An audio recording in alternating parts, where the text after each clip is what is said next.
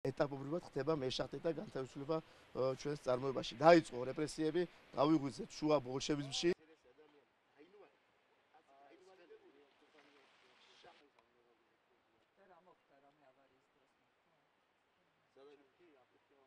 ყავს ადგილზე სამწუხარო ძალიან ბევრი ტყიბულელი მოღალატეები, მათ შორის გია ბაბუხადიას ეგრეთ წოდებული ბუნდსასახით, რომელიც უშუალოდ აშანტაჟებს მეშახტეებს, ანთავისუფლებს სამსახურიდან. რა თქმა უნდა, ეს არის ყველაფერი პოლიტიკური შეხედულებიდან გამომდინარე. ძალიან ბევრი პოსტი უნდა დაწერილი და გამოგვეყნებული, რომ ჩვენი გზა მეშახტეებო არის ევროპისკენ, ცივილიზაციისკენ, ჩვენი გზა არის წინსვლისკენ და ამ ყველაფერმა გამოიწვია მისთვის ნეგატიური შეხედულებები ჩემს მიმართ. მან რამოდენიმეჯერ დამიბარა კაბინეტში მსგავს ინფორმაციები, მსგავს რაღაცების დაწერასო, თავი დაანებეთ თუ არა პირადად ვიზიებს შენზე შურზო.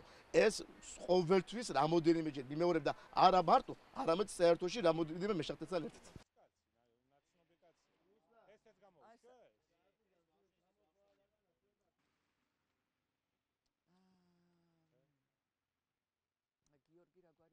არჩევნებამდე ვიყავი კოალიციას წარმომადგენელი, შესული და გამომიგზავნეს პიროვნებები და იყო დაშინება, შენ თავს თუ არ უფრთხილდები, შენი ძმა, ჩემი ძმაც და ძალიც დასაქმებული იყო ამ კომპანიაში.